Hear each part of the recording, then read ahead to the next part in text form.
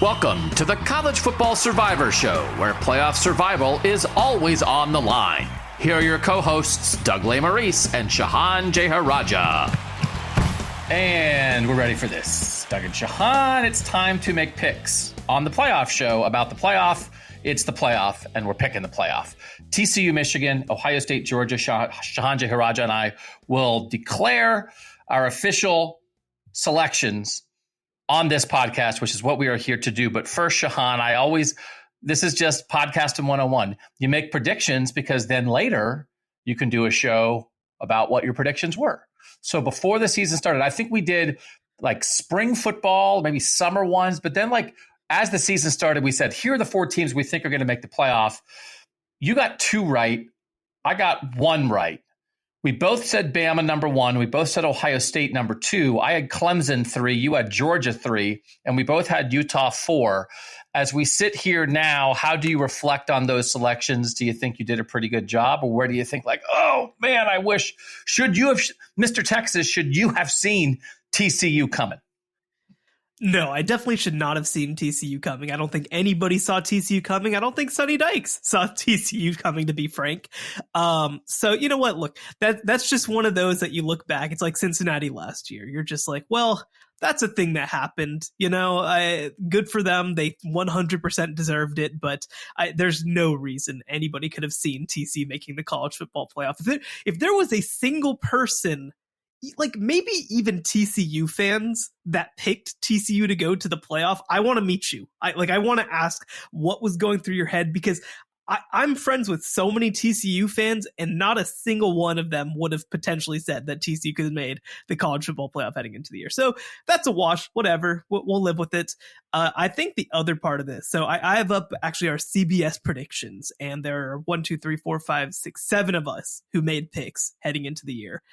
6 of us had Alabama as the number 1 team in the country. 5 of us had Alabama winning the national championship. What a failure. I don't think that I'm trying to think back to all of the Nick Saban teams at Alabama. I'm not saying that this is the worst one, but this has to be the biggest failure of the group. It is unbelievable for them. Obviously, they finished number 5, but I think that even that number 5 is a little bit misleading in the context of what they ended up being this year. It's just a very disappointing team. Obviously, even with the 2 losses they had that were close, they had other games that they easily could have lost against much inferior opponents. This was such a weird year for Alabama. And then you look at the other 2 teams, Georgia, I think they've established themselves as one of these teams that's going to stick around for a very long time. And Ohio State is kind of a backdoor addition to the field. But I like the logic. I like the idea of where I was going. I think, look, if Utah doesn't lose to Florida in the first week of the season, maybe they have a chance to maybe even make the field over Ohio State. Unfortunately, they're not able to do that. So I think overall, we were all wrong about Alabama. I feel okay about where I was about everybody else. I did say all offseason long that Alabama and Ohio State are on a collision course. And if that is not the case, if these are not the 2 teams that are playing in the national championship game, I think that is an indictment of whoever it is who doesn't make it. And I think that there are reasons to be concerned about both of those programs right now in the context of them being Alabama and Ohio State, of course. And so weird year, fun year. And I don't feel so bad about what I did in the preseason relative to some other years. This continues a version of the discussion that we've had multiple times that we'll continue to have in the offseason. But I do think maybe the default setting for college football has now changed, because I think when you look at our picks, and as you said, a lot of people's picks, Bama 1, Ohio State 2, that was not necessarily reflective of last year. That was still the default of the playoff era, the default of this era of college football. And I didn't pick Georgia or Michigan to make the playoff after they both made the playoff last year, because I viewed what Georgia and Michigan did last year. I wouldn't say a blip would not be the right word, but I thought it would be difficult for both of them to run it back in a way where there's no margin for error. You lose a goofy game here or there. You've got Alabama and Ohio State in your way in some form, and you're just going to fall a little bit short. I didn't think Georgia and Michigan would fall off a cliff necessarily, though I did pick Michigan to lose 3 regular season games, and they both did it. And the teams that actually stepped back, Bama was the team that stepped back. And Ohio State was the team that struggled to try to hang on, but did in the end and might win a national championship. But I think if you viewed, okay, well, Georgia won the national title last year, but still Bama's kind of the default pick. Okay, Michigan beat Ohio State last year, but Ohio State's still the default pick. I think when we all make our picks for 2023, I think it will be a wider range of selections, which is good for the sport because there will be some people who will say, oh, okay, well, Bama had a weird year. They're going to be back. But a lot of people will be like, nope, it's not Bama anymore. Okay, well, Georgia will make third straight time for the Big Ten. Okay, well, who really is the best team in the Big Ten right now? It always has been Ohio State, the default. Every year, at Cleveland.com, we run the preseason Big Ten poll. Every year it's Ohio State. I don't think that's the default anymore. Some people will still pick Ohio State, but some people are absolutely going to pick Michigan. They've won it 2 years in a row. How do you view Clemson now? We've talked about the passing of the torch and that kind of thing, but I think just figuring out who's going to be in the playoff, we're going to have a wider range of teams to choose from because, again, the whole reason we started this podcast, actually we started it because it was going to be a 12-team playoff. I got a little bit of delay. I was like, we're going to go off the air before we get a 12-team playoff. Now we have a 12-team playoff, so we're good. We're just making money hand over fist. It's beautiful. Well, we're alive. We're still here. So that because the 12, but also there was this stronghold, these 4 teams that had kind of a death grip on these playoff spots. And I think Michigan and Georgia, Shehan, doing it for a second consecutive year for each of them has officially loosened the grips that everybody else had on this. And there's still like a tier 1 and tier 2 in college football, but it's been shuffled a little bit. And we saw what USC did in year 1 of Lincoln Riley. A lot of people are going to pick them to make the playoff next year.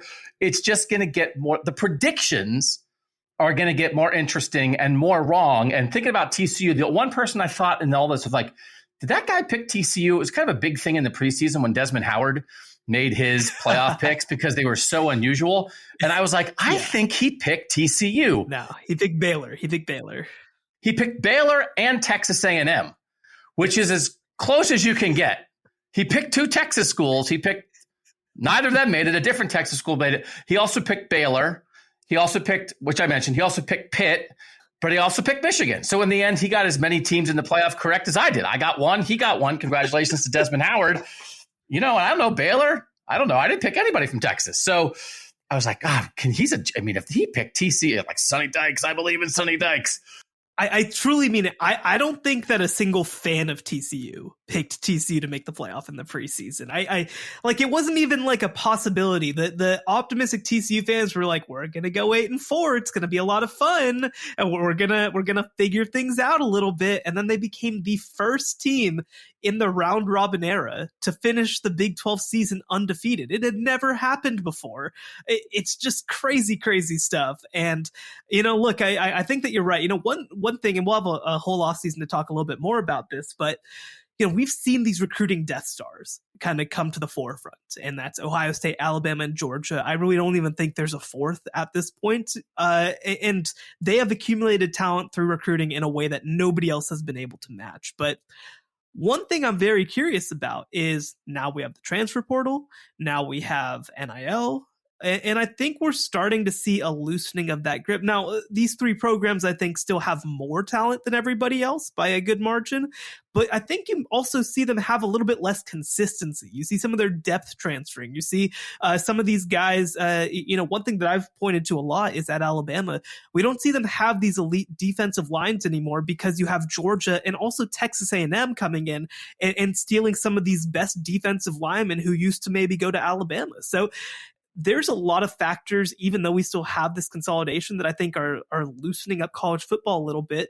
And, I think it's really good for the sport. Look, we have obviously the number 2 and number 3, probably 247 talent composite teams in college football in Georgia and Ohio State. But I believe Michigan is 15 and TCU's 34. I don't think this is going to be a one-time occurrence. I think we're going to start seeing more of these teams start to stand up. And by the way, we're going to also get into a 12-team playoff in the next couple of years that I think will create more opportunities for, Texas A&M makes the playoff as the 10 seed and gets beat by a much worse on paper 6 seed or something like that, right? And I think this is going to be really good for the sports. You look at what Sonny Dykes did for TCU in year 1, and picking TCU to make the playoff, would it be any stranger if a year from now, Shehan, somebody was picking Matt Rule in Nebraska to make the playoff, or Luke Fickell in Wisconsin, or Kenny Dillingham and Arizona State? Like, you can run through like all the other, like, well, I don't know. It seems like a good hire, but I mean, it's going to take a little time. And it's like, nope, just win a bunch of close games, have a couple skill guys, have a plan, get a little luck, be tough as all get out, right? And you can be here. So I do think that's a good reminder. I think Cincinnati and TCU. Cincinnati, a year ago, I had like Cincinnati fifth. It was like, you could see the path. Are they going to quite get there? I don't know. TCU, again, is out of nowhere. Good for the sport. Good for the sport. Good for the sport. Good for the sport. Disruption's here.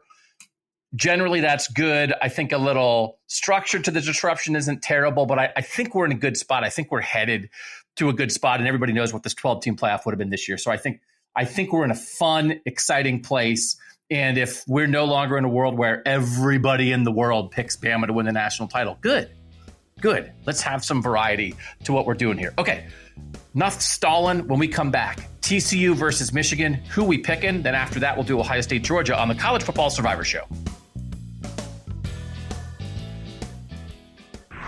Don't miss the College Football Survivor Show bonus episode this week. Available only on Apple Podcasts. I do not expect challenging the interior of this Georgia defensive line to go well for Ohio State, and I think that Jalen Carter is the reason why. I think Ohio State should throw it about 75% of the time in this game and just seed that ground. Just going back and rewatching a lot of Georgia, just the times when Jalen Carter gets singled up on an interior offensive lineman, and I'm just yelling, why did you do that to him? Help him!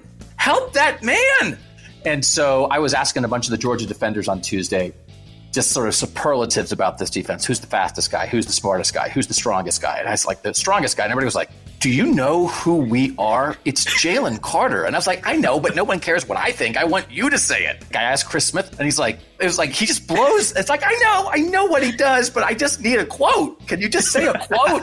And the quotes from his teammates are just like a wrinkled brow. And like, if you watch us for 3 plays, you have your answer. He's just there. And like every single time. And I just think, again, Ohio State's going to have a plan for him. And the plan might be avoid him. Subscribe now on Apple Podcasts for exclusive College Survivor Show bonus episodes. All right, Doug and Shehan are back, and I know at CBS Sports this is hard. I always say I like to wait till the end of bowl week to make a pick. I'm gonna push myself to do it a little earlier in the week. I do think you're allowed to change your mind. I don't view it as flip-flopping. I view it as like you gather more and more information. And as you gather more information, I hope you are open-minded in any aspect of life. That I used to think this, and then I gathered more information, and now I think this. I don't think that's flip-flopping. I think that's being normal. But we're going to make our picks now. I know you immediately off the bat at CBS Sports had to make playoff picks basically as soon as the playoff was announced. And I know you got very bold with TCU Michigan. As we start talking about this game, I will say it just, even now that we're into the week, I think this is a bad matchup for TCU. I have the kind of team in my head that, to me, TCU could beat. And it's almost USC, maybe, right? That like a team that's more talented. It's basically Texas. It's like Texas plus. It's turbo Texas, right? A more talented team that makes mistakes, gets a little loose. TCU plays smart, grinds it out, plays hard, hangs around, wins the game. That to me is the kind of team that, like, give me a favorite that's like, disrespecting TCU and has a bunch of 5 stars. Like, give me a quarterback who has great upside, but maybe he'll throw a couple picks. Like, give me that team, and I'm here to pick TCU. I kind of don't feel like Michigan is that at all. I feel like Michigan is like tough offensive line, really good defense, run the ball. I've been saying it for 2 years, really well coached. And particularly the aspect of running the ball. You look at the EPA per play, TCU ranks defensively 46th in the nation in run defense in that regard, which is the worst of the teams here. They're even worse than pass defense, but I just like, I don't like it. It's not that I don't believe in TCU. It's that I think and all this stuff, matchups matter. And I don't like this for TCU. Just like a year ago, I didn't like the Georgia matchup for Michigan. I do like this matchup for Michigan this time. Let's start there. The matchup, the stylistic, motivational, intangible matchup. Am I being too harsh in saying it's not good for TCU? So here's what I'll say, right?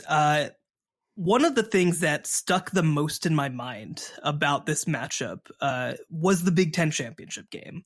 Michigan plays Purdue, and Purdue's kind of able to move the ball at will through the air in a lot of ways. Now, they're not able to move it on the ground. Obviously, that's a huge part of it. I think that TCU's better on the ground. I think they have a better offensive line. I think that they'll stand up better to Michigan's pressure than what Purdue did. And the other part of it is that I think that TCU will be better in the red zone. We'll be able to convert more of those opportunities from field goals into touchdowns. I think Purdue, they I think had 5 field goals within the 30-yard line, which is just not something that Sonny Dykes will do. He just simply will not. But, when I looked at that game plan, Purdue absolutely had a chance to win that football game with the way that they were able to manage the game. And part of that is what they did offensively. I actually think that what Purdue did defensively kind of was interesting too. Obviously, Michigan was able to move the ball on the ground, but they made the game kind of hard for J.J. McCarthy through the air. I think TCU is going to be able to do that at a higher level with their great combination of cornerbacks in Travius Hodges-Tomlinson and Josh Newton. I think they've got better safeties and run support than what Purdue was able to have, especially somebody like Mark Perry, who's been really good for them. They've got a linebacker in Johnny Hodges, who I think is built to play in this football game. He played for Navy for 3 years and has been a huge factor for them in the running game. Now, Donovan Edwards is going to rush for 200 yards. I'm just going to say that right now. But I don't think that that's a death sentence for TCU by any means. It means that Michigan is going to be able to put together some really nice long drives. That's absolutely going to happen. But I think that TCU is going to be able to do some of the same stuff against Michigan's defense with their versatility, with their ability to be creative in the quarterback run game as well. I think is going to be a huge part of this game plan. Their ability to make plays on third and mid, I think is going to be a huge part of what they need to do. And you kind of mentioned obviously having, getting into a shootout with a very talented team.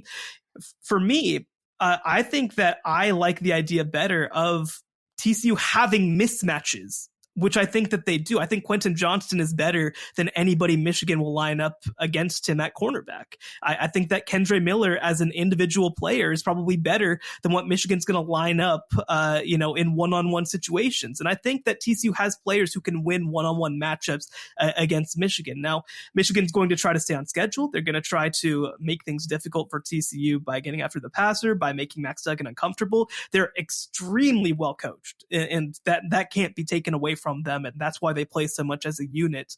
But for me, I mean, the one other thing that I'll point to is they played against the best running back in the country this year in Bijan Robinson, and they completely shut him down. So I think that Michigan can't be a one-dimensional team against TCU, and I am curious, and I might be wrong, whether with their cornerback play, TCU can turn Michigan into a one-dimensional team and create an opportunity like what they had against Texas to make Donovan Edwards' job not shut him down. He's gonna, again, I think he's gonna rush for 200 yards, but it could be on 35 carries, and I think that they take that. So let's start with the matchup of the Michigan offense versus the TCU defense. Everybody agrees with your point about Bijan Robinson. I do think there's a difference between the best running back and the best running game. Yes. Michigan and EPA per play is ranked 11th in the nation in rushing offense. Again, EPA, it's the expected points added per play. It's just a metric of how good you are in this aspect of the game over sort of like a typical team. So actually, I mean, 11th for Michigan in that regard, I actually think is low, right? I mean, are they the 11th best rushing attack in the country? No, they're better than that. They've run for more yards. They're third in the nation in rushing yards per game, behind only the 2 service academies. Like, they are as dedicated to running the ball as anybody in the country. Texas, for as good as Bijan Robinson is, and nobody is arguing about how good Bijan Robinson is. If we had a draft of running backs in college football, I'd take him first. Texas was 45th in rushing EPA. So that's how, like, scheme, offensive line, everything else that goes into a run game, Michigan's 11th, and I think that's actually Michigan's even better than 11th. Texas was 45th. Nobody in the Big 12 was higher than 27th. It was Oklahoma, and I think Oklahoma's top two backs ran for like 180 on TCU. They have not seen this. They've seen a great back. They haven't seen this plan of attack, this offensive line, this cohesion in a run game, this variety in a run game, the way Sharon Moore and Matt Weiss dial this offense up, the way Jim Harbaugh wants to attack you. And this 3-3-5 defense, Sonny Dykes has come out and said it, that they want to stop the run and put the game on J.J. McCarthy. And I think you kind of knew it in the moment. There's obviously been a ton of talk at the Ohio State-Georgia game, where I am in Atlanta, about the big plays that Ohio State gave up in the passing game to Michigan that blew that open.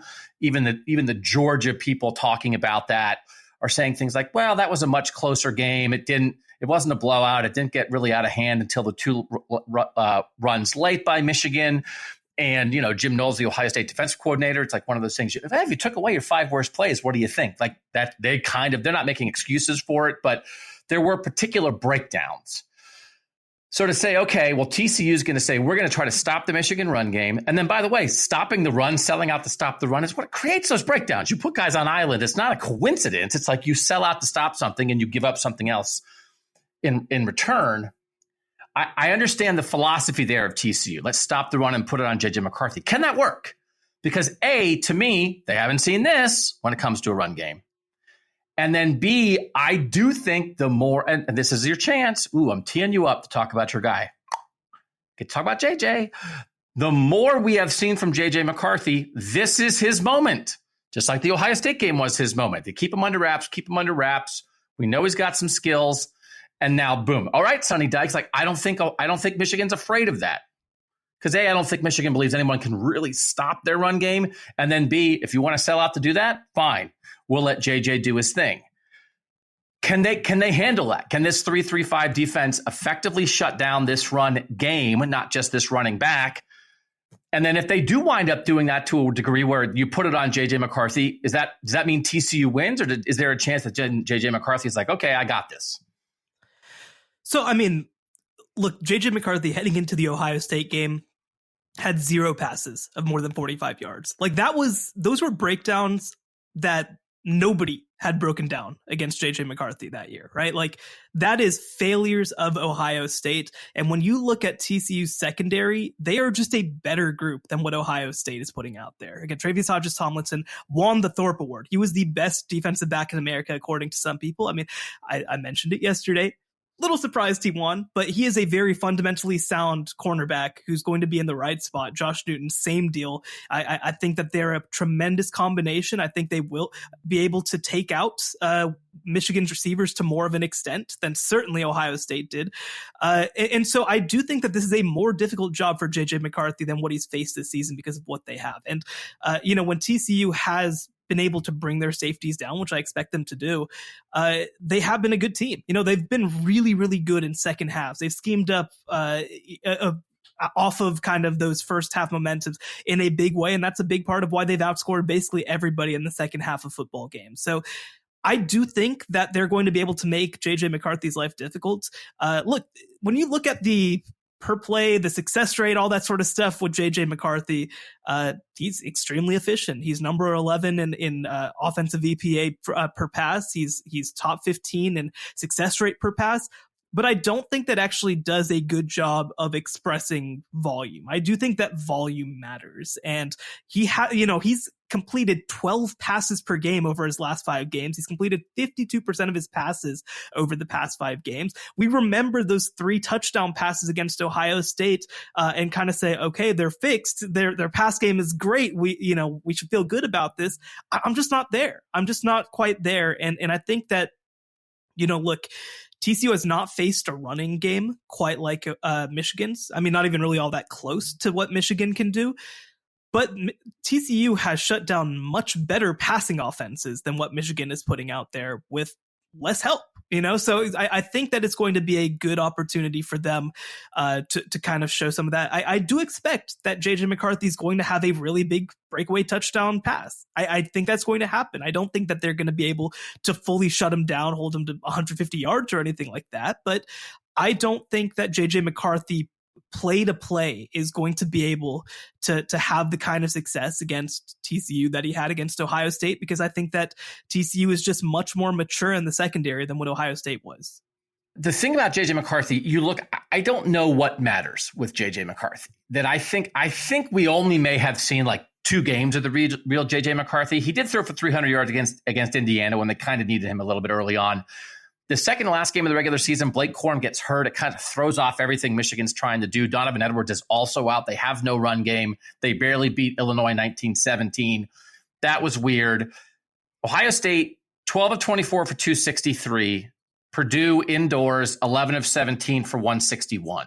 So again, 12 for 24 is not great. He was 3 of 9, I think, at the moment when he threw the first touchdown pass on the broken tackle, when he did a good job getting rid of the ball on third down ahead of the blitz. The group of games that I would use in the past to get a read on the JJ McCarthy we're going to see against TCU would be a very small sample to me. I would not go back very far in his history. I'd go back 2 games. I think that's all that matters. Okay. Those 2. And again, even he only completed 50% of his passes against Ohio State. But again, he started off 3 of 9, and then they hit the ones they needed to hit. And then they got a big lead. Then they kind of shut it down and had 2 huge touchdown runs, and it was kind of a weird game. This is why he's here. I just have a lot of respect for how Michigan goes about it fundamentally. And I think they are adaptable. I think if for some reason TCU does shut down the run game, I think Michigan would be ready to say, all right, Cornelius Johnson, okay, Ronnie Bell, we need you more. Let's go. Right? You like the tight ends at Michigan. I do think that sometimes I think they run it because you can't stop them running it. And so then, well, why would you do anything else? Like, you just do the thing that's required to win. And the thing that's required to win is run the ball down your throat. And also, if you stop them early to running the ball, they're not going to stop running the ball. They're going to keep trying because they have a belief, like they did against Penn State, when kind of a goofy game in the first half, and then they just ran over Penn State in the second half. And Penn State's one of the 10 best teams in the country. I think it's rough. I think it's rough for TCU. Do you think TCU's best past victory is a game high 30s, low 40s? Could TCU win a game 24-21, or does TCU have to hope this turns into a little bit of a shootout? No, I think they absolutely could win that kind of game. I mean, remember, this is not a similar caliber of team, but they beat Texas 17-10 and held them to 3 offensive points, right? Like, they were able to do that. And I will say your selectivity of Texas references. Typically Texas is like, every time I say the word Texas, you say, what do you say? Why are we talking about Texas on a playoff show? And now it's like, oh, well, TCU beat Texas 17-10. TCU shut down Bijan Robinson. It's like, it's Texas. It's Texas. It's Texas. Really? It's very clear. Texas can do certain things well and can't do certain things well. So when you have success against the things that Texas does well, that means more to me than when you have success against the things that Texas can't do well. That's what it comes down to for me. But no, I do think that TCU can win games that stay low. I mean, I think even look at that Baylor game, right? It was 29-28. They kept him under 30 points. I think that there are moments where TCU has showed, especially in the second half of the year. Iowa State, I think, might have finished last place in the Big 12, but like, is a pretty good team, and TCU was able to hold them to 14 points, right? So like, I don't think that they just have to win shootouts. I think that they do have the ability to grind games out, to make things ugly, to kind of just stay on schedule. And that versatility, especially in the second half of the year, is part of why I do like what TCU is doing right now. If this is early season TCU, if this is still the same team that had to go to multiple overtimes to win 43-40 against Oklahoma State, I don't feel quite as good about that. But I do think that they're a little bit different now, especially on the defensive side of the ball. Okay, so let's talk about TCU offense versus Michigan defense. And we talked about this when we had Drew Davidson on to talk about the TCU breakdown. Quentin Johnston in the middle of the year, 14 catches for 206 against Kansas, in the Oklahoma State double overtime game you just referenced, 8 catches for 180. Backed off, then had an injury. They spread the ball around a little bit more. The idea that a month off, would he be even more of himself? 4 catches for 139 in the Big 12 championship game against Kansas State. Do you think a 12-catch Quentin Johnston game is out there for TCU against Michigan? If you were TCU, would you try to make that happen? And if they can make that happen, what does that mean for this game? Is he the guy? Could Quentin Johnston be unstoppable, and that's the story of a TCU win? Oh, absolutely. I mean, Quentin Johnston is probably the number one receiver off the board in the 2023 NFL draft. I think that you can make the argument that he is the single most talented player. Maybe Marv.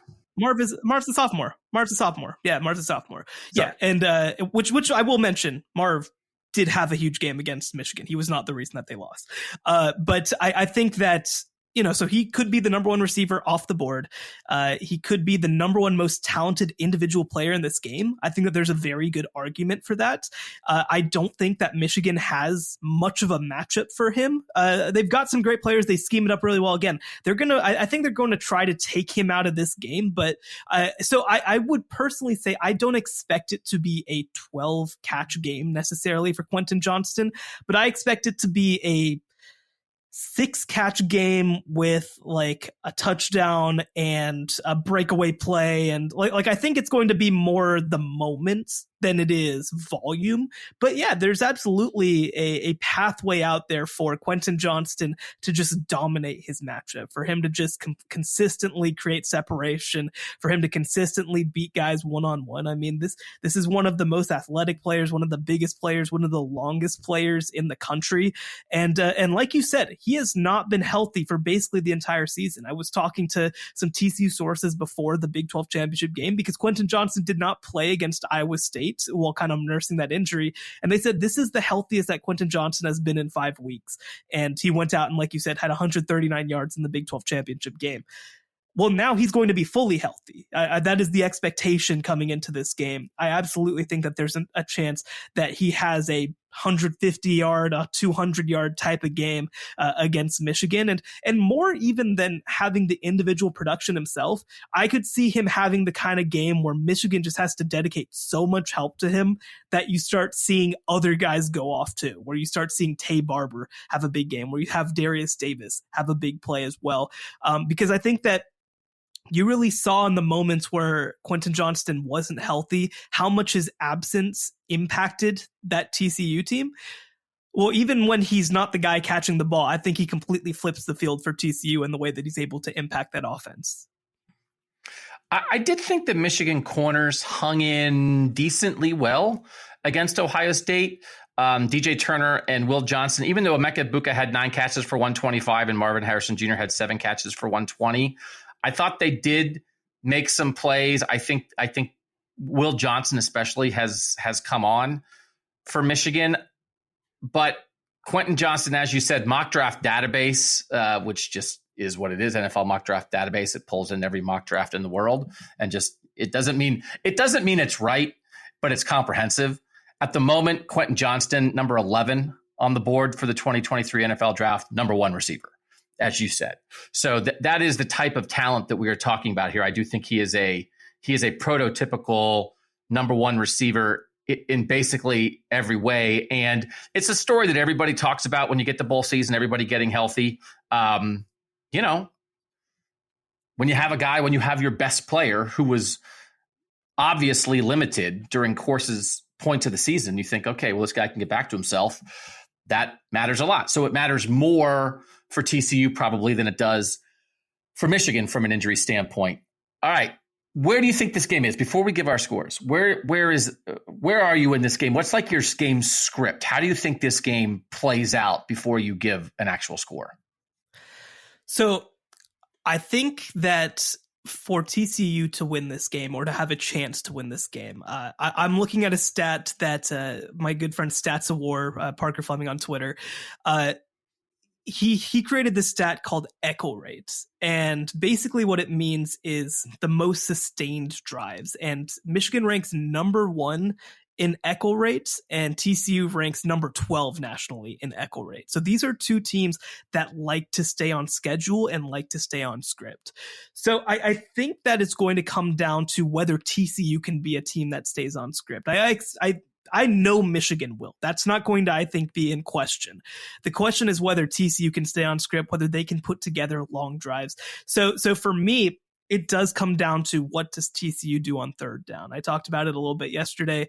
I think that third down is really going to be in both of these college football playoff games, the down that kind of decides the games. Can they get into third and short situations? Can they keep the chains moving?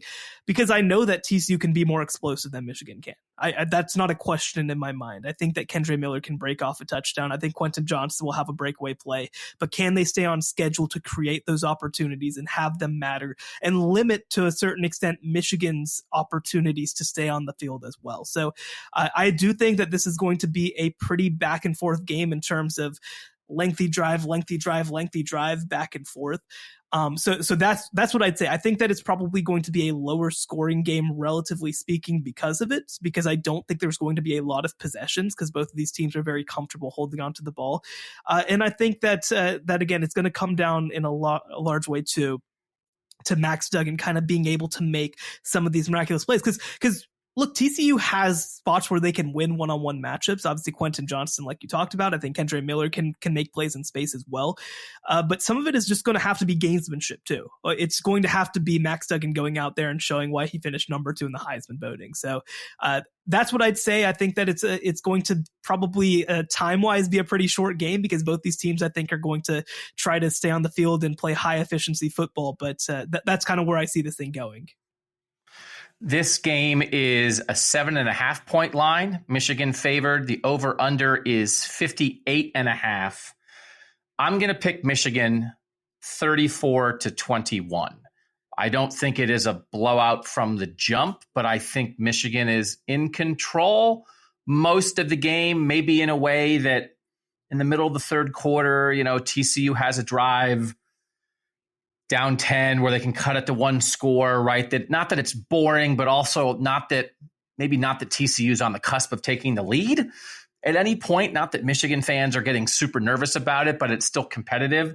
So I have a 13-point win, a little bit on the under. I think your game script of like back and forth, long drives, then if you get a stop and you force a punt. Now we just had a 7-minute drive that led to no points. That's how you kind of get to the under sometimes in games like this. I do think the Quentin Johnston idea of, well, what if he catches 2 50-50 balls for 60-yard touchdowns? It's like, well, that would change the game, in my opinion. Then, and I do think that you have to try to account for that in some way. But I just think Michigan is efficient, and I think this is a good matchup for Michigan because I think the whole deal with Michigan is they have a way of doing things. With this new style they've adapted the last 2 years. And then it's like, okay, well, what if they face a more talented team? What are they going to do? And I do think that's still the worry when they face Ohio State. And it's like, no, we're tougher than Ohio State. We'll control the ball. We'll run the ball. We'll do all those things. Against Georgia last year, it was like, well, it's just too much, right? If they played Bama, it's like, I don't know if that's maybe it's just too much. I think Michigan's more talented top to bottom than TCU. I think TCU has, 5 or 6, a handful of All-American style players that allow them to compete and have led their season. But I just think Michigan, I think, is going to be comfortable most of the game. So I have a not easy, but comfortable 13-point win for Michigan. What's your actual score?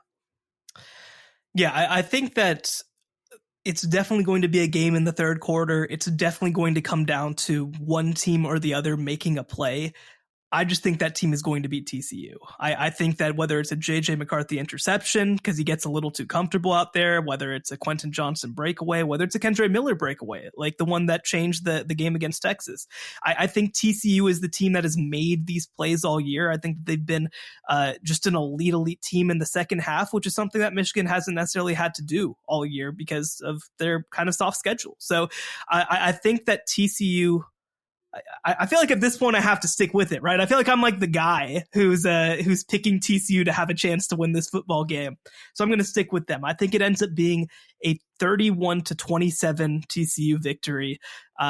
Very ugly, very close. I wouldn't be surprised at all if the advanced numbers at the end of the game say that Michigan had like a 70% win probability, but TCU just made the plays when they matter. Because the reality is, if TCU if Max Duggan had fallen 6 inches further forward, they would have finished the year undefeated because they just know how to make these plays in these moments. And I think that they're going to be the team that when the going gets tough, I don't think anybody's going to pull away. I think this is going to be a fourth quarter, last 5 minutes kind of game. And I think that TCU is the team that's more comfortable in those situations. I think the only other guy that maybe would pick TCU is Desmond Howard. And he won the Heisman at Michigan. So he's definitely not going to do it. So he's not going to do that. You're Mr. Texas. Desmond Howard is like Mr. Texas number 2. He really believed in Baylor and Texas A&M this year. So it's all on your shoulders. But they'll have a parade for you in Fort Worth if they win. I'll have a Shehan parade. How far are you from Fort Worth? You could like ride your bike to your parade, right? Yeah, maybe. I mean, it would be a long ride, but probably 20 miles or so, 30 minutes. I'm down there quite a bit. It's a cool little area. I'm coming to the parade if they have a Shehan parade if TCU wins the national title. I'm going to come. We'll have a college football Survivor Show float in the Shehan parade. Now that's my dream. Now I actually want that to happen. Okay, so we're split. 1 pick for Michigan, 1 pick for TCU. Will we be split on the next game? We'll do Ohio State, Georgia after this in the College Football Survivor Show. The College Football Survivor Show, where playoff survival is always on the line. All right, Doug and Shehan, this game, Ohio State, Georgia, the second of the semifinals, is a 6.5 point line. Georgia favored by that amount. 62.5 is the over under. I will say off the top, I think this game is a coin flip. I would definitely take Ohio State in the points. I think there are things that both these teams do well that the other team will have trouble with. As much as fascinated as we all are by the Ohio State offense versus the Georgia defense matchup, I really think Ohio State's defense might have problems with Georgia's offense and what Georgia's going to do. I do think this game is much more like a shootout. Ohio State indoors is good for Ohio State. They have not played indoors since the semifinal when they beat Clemson in 2020 because they haven't made the last 2 Big Ten title games. Like, they're built for this. This is what they're built for. And I don't think they care that it's in Atlanta. Like, they like being on, and I don't think the noise will be too loud to mess. That's the big, like, right on the road. It's like, it's an NFL stadium. There's going to be no noise. And plus, both teams got 13,000 tickets. And then there's going to be a bunch of Ohio State fans that came and like the other tickets. It's not like it's going to be 90-10 Georgia fans just because it's in the state of Georgia, right? Also, Georgia fans are going to be saving up to buy those national championship game tickets anyway. That's true. So I think the indoor track is quite a plus for Ohio State. And Georgia, since 2019, Ohio State played 4 times indoors. Georgia's played 7. This will be 7 times indoors. This is Georgia's 3rd game in this stadium, in Mercedes-Benz Stadium this year. But Ohio State is more built for it. And you look back at Georgia gives up. The Georgia defense has not shut people down indoors in perfect conditions, right? They've given up 411 yards per game in those 7 indoor games. So I don't think this is going to be the Georgia defense smothering Ohio State. I think it's a game, and I'll tell you that my score is in the 40s. Does that sound right to you, or are you going to step forward and remind me that it's the Georgia defense? What are you doing? No, I'm not going to do that. I think that Georgia's defense this year has been very good, but we have to be careful not to pretend that this is 2021 Georgia. This is not as complete a unit. This is not as complete a team. But on the flip side, they've also probably been more efficient and effective offensively than they were last season as well, with a 12th year senior quarterback in Stetson Bennett. So I think that, yeah, this is absolutely going to be a high scoring game. I'd remind people that the last game that Georgia played against LSU was a 50-30 ball game against LSU in the SEC championship game. I think this Georgia defense can get thrown on a little bit. Now, again, at the same time, it is a Georgia defense. It's going to be well schemed. It's incredibly talented. Something I mentioned on the show on Tuesday is I think that Georgia is going to just like take and spit out every Ohio State running back. I don't think Ohio State's going to be able to run the ball at all with Mayan Williams and with Chip Trayanum, who I think are both very good players, but this Georgia defensive interior is special. But I do think it's going to come down to, who makes these plays, who's more efficient, and whether both teams are able to kind of keep up from a scoring perspective. So a little bit of a different matchup. I think we've all really for the past couple of years, maybe since 2019 or 20, been waiting for Georgia to have to play Ohio State. It's finally here. So I'm kind of curious to see what happens. Weird Ohio State running back situation, which you could say basically the last 2/3 of the season has been that way for Ohio State. Mayan Williams, who had an ankle injury, was not himself in the Michigan game. Everybody was saying, oh, this is, again, the month off thing was huge. Of anybody for Ohio State, Mayan Williams was at the top of that list. And now he hasn't been around. So he wasn't at interviews on Tuesday, and at the open practice window on Wednesday morning, as we record this Wednesday afternoon, he wasn't at that practice.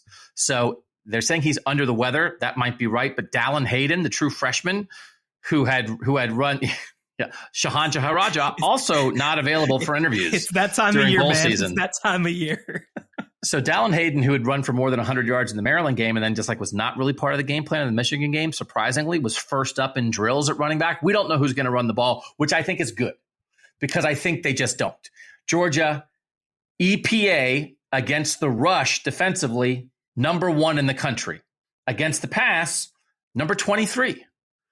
I think you have to throw on these guys to win. And I think the idea of Ohio State does not have a run game that it can rely upon, I almost think is good because you don't bother then. The run game, bubble screens are going to be the run game. RPO throws are going to be the run game. I don't think they're going to spend a whole lot of time trying to run between the tackles against Jalen Carter and Nazir Stackhouse and Zion Logue and everybody else that you line up on that Georgia defensive front that is like a wall of people. And I almost think that fits. Don't trick yourself into thinking you can do it. Give up. Has there not been this thing? It's like sometimes, maybe it's just Generation Z. I don't know. But isn't there a thing? There's like a line of thinking now that quitting is good. People are like, you'll have a short life. Why spend time doing something that makes you miserable, that you're terrible at, that you're not getting anything productive out of? Quit. Like the quitting is good revolution. I think the Ohio State quit.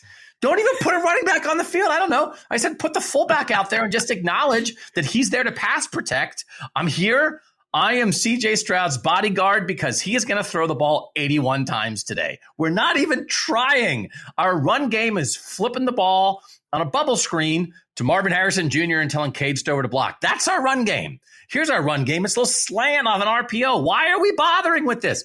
I think that fits. I almost think it fits. It fits. No quarterback run. No 516 yards passing, 4 yards rushing. That's the game plan for Ohio State. And I'm exaggerating like 11%. That's really what I think. And I think it's what they might do. And it probably is what they should do, right? It's like you said, Georgia is very good against the pass. They are like world beaters against the run. Part of it is who they've played, right? I mean, I don't think it's been a very good year in the SEC for quarterbacks, but for running backs, and I think it's been a pretty good year for quarterbacks. But I do think that it's probably the game plan that Ohio State has to employ. They have to see if they can get over the top of the Georgia defense. And by the way, if they're able to get over the top of the Georgia defense, I think that it's one of those game plans that maybe you need the pass to set up the run, or maybe you need to spread people out to create creases inside. I think that that's maybe more what you need to be looking at. The funny thing about this game is, so you look at Georgia versus Ohio State. By the way, all of their advanced stats are basically like, oh yeah, this is the best team in the country. By the way, like number 1 in Ohio State's number 1 in EPA margin. Georgia's number 3. Ohio State is number 4 in offensive EPA. Georgia's number 6 in defensive EPA. So like everybody's good at everything is the point. But I do think that the stat that kind of stands out to me, and again, this is like, this is the level that we're talking about, right? I think that these are maybe 2 best teams in the country. But I think that the stat that kind of stands out to me is Ohio State is number 4 in EPA per pass. They are incredibly efficient passing the ball, but Georgia's number 1 in passing success rates. So I think that that's actually a very telling stat. Ohio State creates huge opportunities more consistently every single passing play, but Georgia succeeds every passing play. Georgia's offense you're talking about. Offensive passing. Yeah. Yeah. I think that they are trying to accomplish two different things whenever they are passing the ball. And I think that this is actually going to play a huge role in how this game goes. Stetson Bennett, he's not trying to throw 70-yard touchdown strikes to Lad McConkey. He's trying to complete passes that get the ball moving down the field. They are a very much hold on to the ball, be efficient, stay on schedule, stay on track team. Ohio State does stay on schedule for the most part. They're number 2 in that echo rate stat that I mentioned. But in the passing game especially, they are trying to be explosive. That's a huge part of what they're trying to do. They're trying to go downfield. They're trying to be accurate. They're trying to stretch out a defense. And for me, I think that Georgia's strategy in passing the ball actually matches up pretty well against Ohio State. We obviously saw Ohio State struggle at times in the passing game, especially in allowing big plays against Michigan. I don't think this is going to be a big play game from Georgia. I think this is going to be a high efficiency game. And I'm curious your thoughts on that. Do you think that the strategy of consistent success maybe could be something that Georgia uses to their advantage, even though Ohio State is obviously a more dynamic passing team? In the end, I think we agree that the Ohio State offense matchup versus the Georgia defense matchup, Ohio State's going to be able to move the ball, and it's not going to be the Georgia smother zone. We acknowledge how good the Georgia defense is, but indoors, this matchup, Ohio State will move it. So as we flip now, you've led us to the other side of the ball, and I think it's super important here. I really think you're onto something here. I think there are stats that you can find that show Ohio State defends the pass against tight ends and running backs pretty well. They haven't seen a team throw the ball to running backs like this. I think Kenny McIntosh is super important in this game. I really like him. They run 3 backs because they want to keep guys fresh, but he is a number 1 back. The Brock Bowers, Darnell Washington matchup is apparent to anybody with eyeballs. They're a problem for everyone. There's a world in which you could say, hey, Ohio State's corners have been maybe the weakness of this defense for much of the year. If you had a team with great receivers, if they were playing Caleb Williams throwing to Jordan Addison and everybody else in the USC passing attack, maybe that would be a real problem. But I also do think, I thought in the end, Ohio State's defense was built better to try to stop the Michigan run game. And in the end, I think they sold out so much to try to stop the run, they got beat over the top against the pass. A lot of comparisons here as we talked to everybody about this game. Jim Knowles acknowledges, yes, there is a similarity between the Michigan and Georgia offensive styles, right? 2 tight ends. It's not a spread offense. It's more of a, like a nice run pass mesh. But Georgia definitely throws the ball more than Michigan, for sure. Formationally, it'll look similar at times, but they're going to throw it a lot more. So in the end, I actually think that is a tough, even though the stats say Ohio State can defend tight ends, I thought they did a good job defending Michael Mayer in the Notre Dame game. They haven't seen this. And I think there's an elegance to the Georgia offense. I think Todd Monken really dials it up. And I just think Ohio State's going to have trouble because Georgia is, as you're on it, they're going to be efficient. And maybe Ohio State locks down the, hey, we're not going to give up. We're not going to screw up coverages and miss tackles and give up gigantic plays. But I think they might get marched on. I think Ohio State might have a real problem trying to get Georgia off the field. I think this Jim Knowles defensive coordinator, Todd Monken offensive coordinator matchup is fascinating. When you look again at what Ohio State does, I just think the competence of the Georgia offense, and again, Georgia in the end throws it about as much as Ohio State does. I think Stetson Bennett has more passing yards, as you mentioned, than C.J. Stroud does this year. I don't know that Ohio State stops them. I think that's going to be a struggle, which it sort of feels like you're in that same place as well that the Georgia offense might have. Stetson Bennett, man, I think Stetson Bennett's going to get outside the pocket, have a couple 12-yard runs.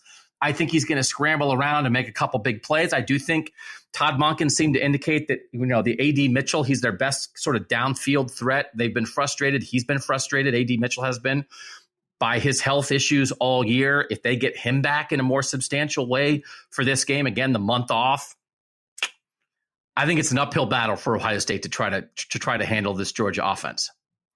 So, and another stat that I'm really going to be looking closely at is, Ohio State and Georgia are 2 of the most efficient teams in the country at finishing in the red zone. Georgia's number 1 at 97%, and Ohio State is number 3 at 95%. And actually, Ohio State is more efficient at scoring touchdowns. They score touchdowns on 76%, whereas Georgia's at 68%. But here's my question. If Ohio State has to give up on the run, if they don't think that Mayan Williams and Chip Trayanum can be efficient in those spots. Does that become an issue? Does that become an issue if every single red zone trip turns into having to throw into tight windows against Georgia's defense, a really, really big and physical Georgia defense? Does that become a problem?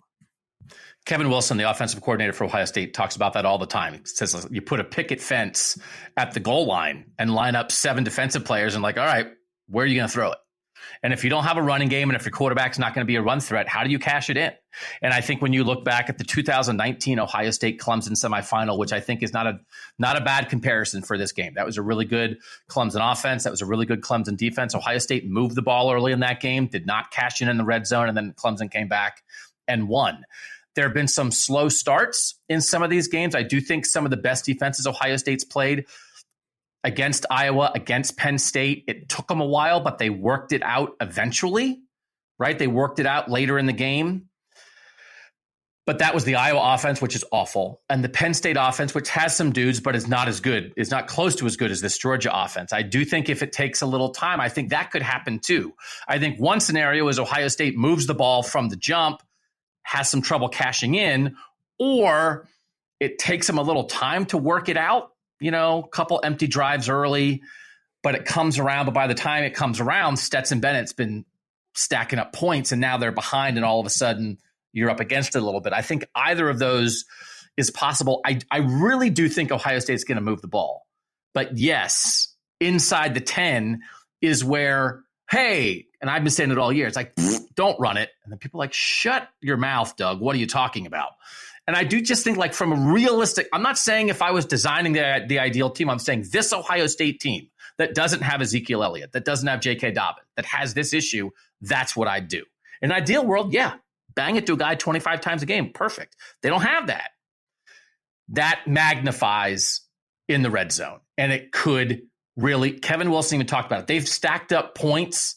They've stacked up yards in these indoor games. They haven't always stacked up points. They have not always stacked up points, and they can't have empty drives while they're moving the ball, or Georgia's going to make them pay.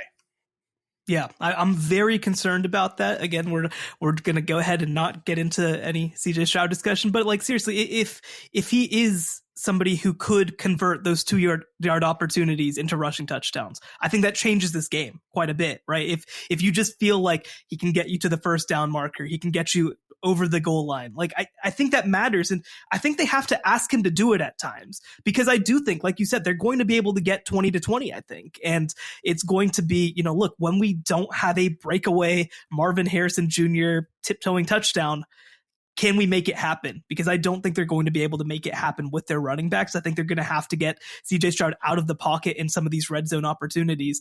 And I don't know. I'm very, very curious. I think that, another matchup that I'm really going to be keeping a close eye on, and we talked about it a lot on yesterday's show, is CJ Stroud versus Christopher Smith, the great Georgia safety. It's somebody who's been around a long time, seen a lot of great receivers come through. It's going to be, I think, a chess match between those two guys, Christopher Smith and CJ Stroud, to kind of see, can we get in the right position, with sort of the way that I shade? Can I make CJ Stroud go to the wrong side of the field? Can I make him make the wrong decision at times? And I think that ultimately what this game comes down to, to kind of start to get into what does this game script look like, it's going to be a who blinks first situation. And Georgia is so ridiculously efficient on the offensive side of the ball, and they scheme so smart that I think that they are going to be able to move relatively at will against this Ohio State defense, to the point at least where Ohio State's offense needs to press a little bit, and I think they're going to blink first. I do think, there's obviously a lot of comparisons that people are making between this game and the semifinal for Ohio State in the first playoff in 2014. But you look back at that game, Ohio State versus Alabama, and one of the things that came up in that game was Bama didn't run the ball when it felt like Bama had something going. Lane Kiffin didn't give the ball enough to Derrick Henry, and I think Bama fans always regret that. And Bama had a quarterback in Blake Sims who was not the playmaker that Stetson Bennett is. Stetson Bennett will make plays on you.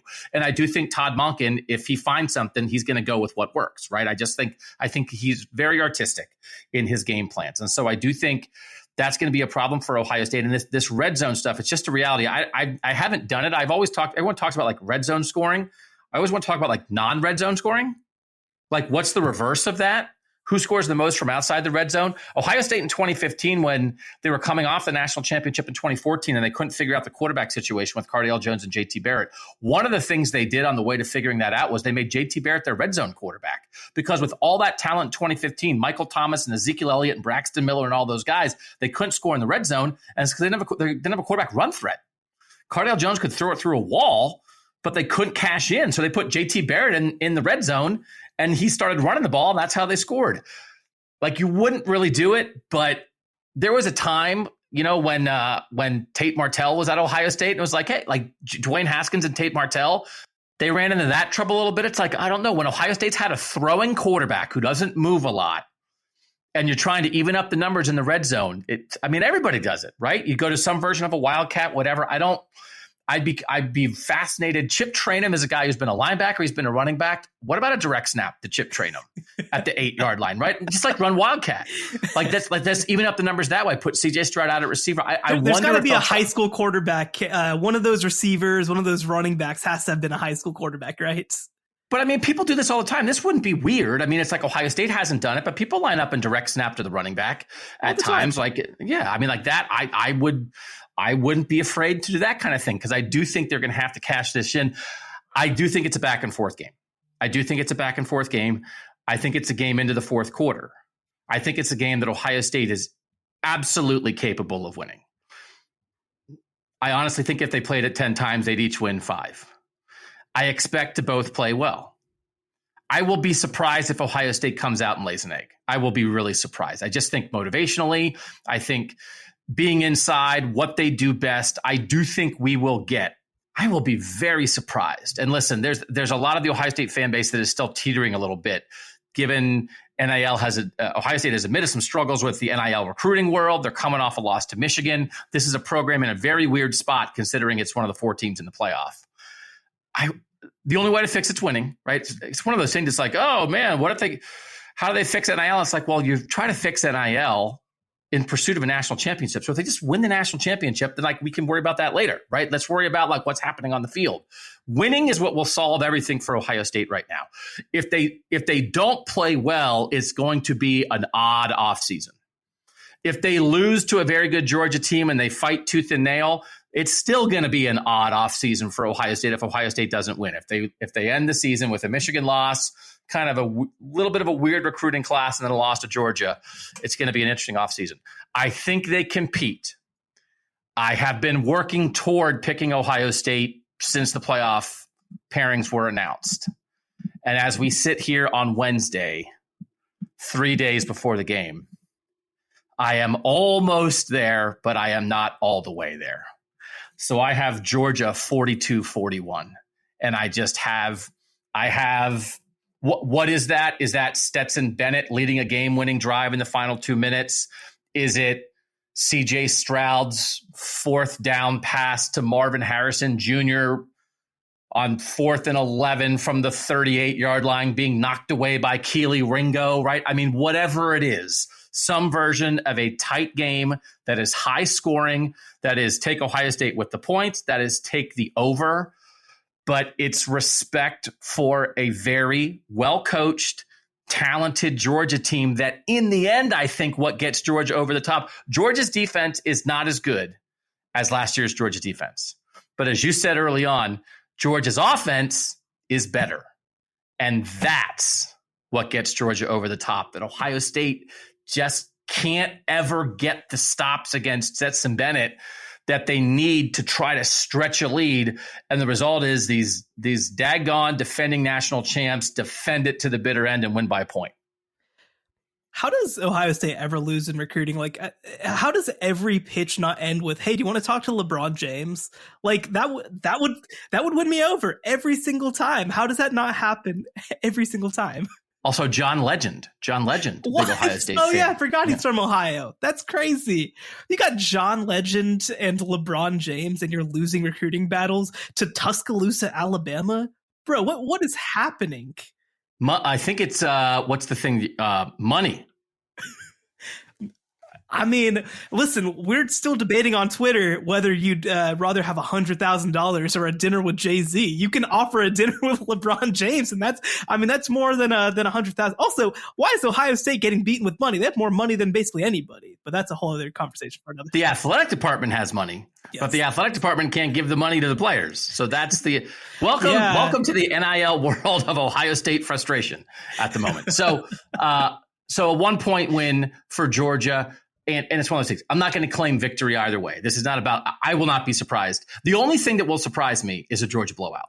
It's like Ohio State not competing. If Ohio State doesn't compete when they're back from the dead, when they're indoors, then it's like, okay, what is the failure here intangibly, emotionally, schematically? What is the failing here that allowed you not even to hang at all with Georgia?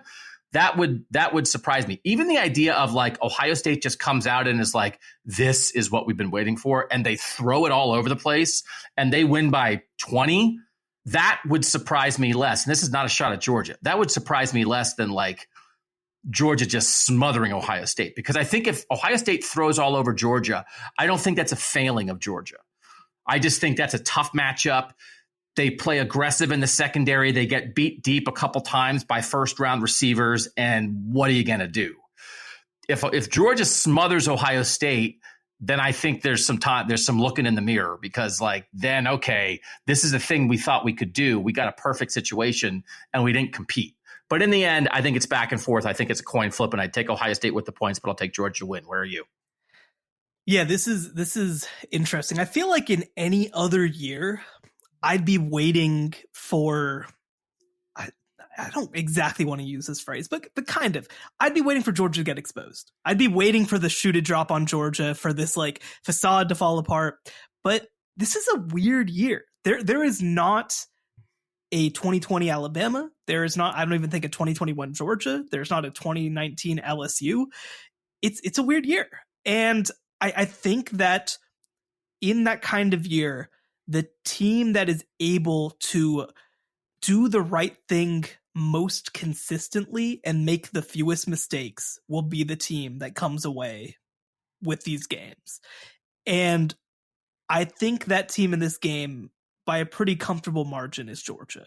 I think that Georgia does not make mistakes. I think that they match up well with what Ohio State is trying to do defensively. I think they've got the best tight end pairing since I think I mentioned yesterday, Noah Fant and TJ Hawkinson at Iowa. I think that they're a special team and they run the ball well. They have a good offensive line. And like you said, I think that they have a quarterback in Stetson Bennett who's able to make the right decisions and right plays and accurate plays in the right situations. And so, Ohio State is more dynamic. They're going to have moments where they show that they're clearly more dynamic. Marvin Harrison Jr. is going to have a huge game, I think. But I think that it will come down to who blinks first. I think that team is going to be Ohio State. It's going to be very close. I think Ohio State could end up with more yards than Georgia, but Georgia is just going to be more efficient. They're going to complete their drives. They're going to finish in the red zone. I think this ends up being about 41-31. Very high scoring game, very efficient game, very productive game. I think everybody will walk away from it saying, wow, what a well played game. But I think that Georgia is just the more complete team. And I think that they're going to be the team that also kind of flashes a little bit of that, I guess you could call it championship DNA, and makes the plays in the moments and completes the drives and just plays well in the middle eight, for example, and just plays winning football in the right situations. All right, so we'll agree on that one. Both picking Georgia. I'm picking Michigan. Shehan's picking TCU. We will be back early next week for Apple Podcast subscribers, wrapping up these semifinal games. And of course, we'll look ahead to the national title game in Los Angeles. But for now, you still work at CBS, right? Still writing stuff there? As far as I know, I haven't checked my bank account. I hope that my checks have still been clearing. You writing any more bowl previews? Oh boy. Yeah, I did the Alamo Bowl one yesterday. I don't know. I have a bunch. So basically we decide who writes each of these bowl previews before bowl season, but I was going to be gone the entire first half of bowl season. So I have to do like all of mine this week. So it's been quite a week. I kind of alluded to, I'm under the weather. I had to stay up until 1 a.m. to write a recap on the Guaranteed Rate Bowl and hear Mike Gundy complain about stuff. So that was not an easy endeavor given my current condition, but it's bowl season. It's going to be 8 months before we get to watch college football again. So I'm trying to enjoy every second. I would like to shout out the members of our College Football Survivor Show bowl pool on ESPN.com. We have 80 people in our bowl confidence pool. Lacking Confidence by Ray Welch is leading the way as we speak here on Wednesday afternoon before these afternoon games on Wednesday kick off.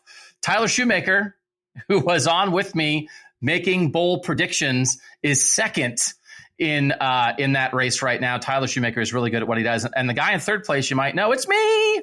It's me. I'm actually doing well, picking something for now. I'm in third. Champions of Ireland from Jordan Burgess is in fourth place right now. That could be a reference to Northwestern football.